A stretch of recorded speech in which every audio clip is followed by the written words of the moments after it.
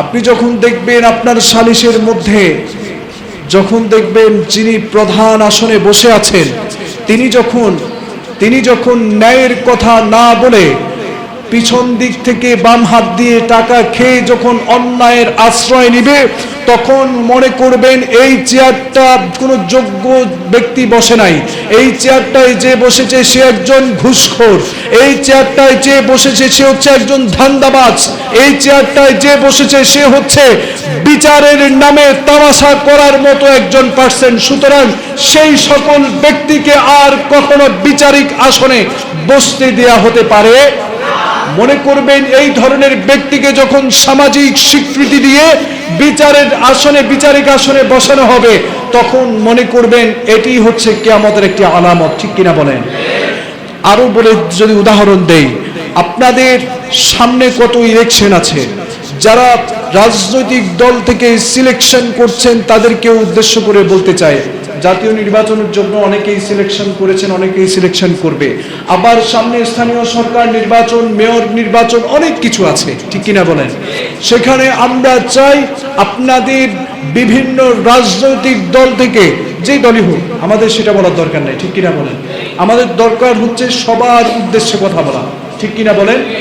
যেই দলই হোক না কেন, আপনাদের আমাদের জনগণের কল্যাণের জন্য, সাধারণ মানুষের কল্যাণের জন্য, সমাজের কল্যাণের জন্য, আপনার কাউন্সিল এরিয়ার কল্যাণের জন্য আপনার দলের পক্ষ থেকে এমন একজন পার্সনকে সেখানে দেয়া, যে কিনা সুদের সাথে জড়িত হবে না, যে কিনা ঘুষের সাথে জড়িত হবে না, যে কিনা বিচারিক সমাধানে বিচার করতে গিয়ে, সমাধান করতে গিয়ে ঘুষ না খেয়ে, টাকার লোভে না পড়ে, মানুষের জন্য, কল্যাণের জন্য, সমাজ সংস্কারের জন্য সুন্দর এবং ভালো সঠিক বিচারটা সেখানে করবে, যে কিনা মানুষের কল্যাণের জন্য এখানে কাজ করবে, যে কিনা মানুষের কল্যাণের জন্য এখানে কাজ করবে, দুর্নীতির আশ্রয় নিবে না, এমন ব্যক্তিকে নমিনেশন দিবেন, জনগণও তাদেরকে ভোট দিবে, এটাই আমরা প্রত্যাশা করি। ঠিক কিনা বলেন?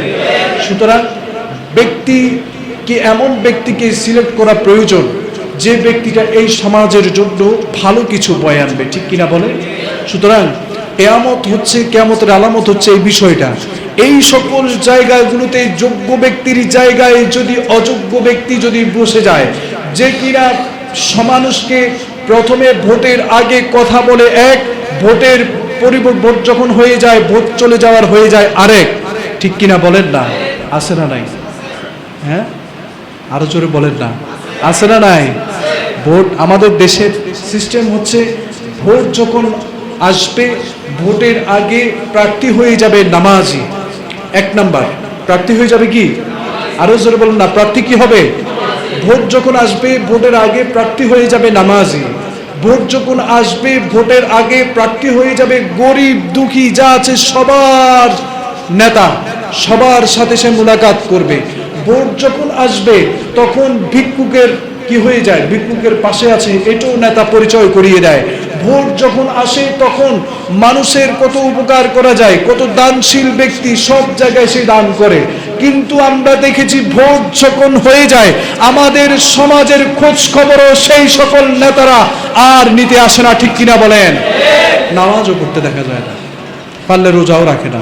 আসে না নাই? বলেন না, ঠিক কিনা বলেন না? সুতরাং এটি হচ্ছে কিয়ামতের একটি বিশাল আলামত। ঠিক কিনা বলেন? এটি কিয়ামতের একটি কি? সুতরাং রাজনীতি করবেন মানুষের জন্য। কার জন্য? আরো জোরে বলেন না, কার জন্য? আসলে রাজনীতি করার কার জন্য? বলেন না, রাজনীতি কার জন্য করা হয়? আরো জোরে বলেন না, রাজনীতি কার জন্য করা হয়? মানুষের জন্য।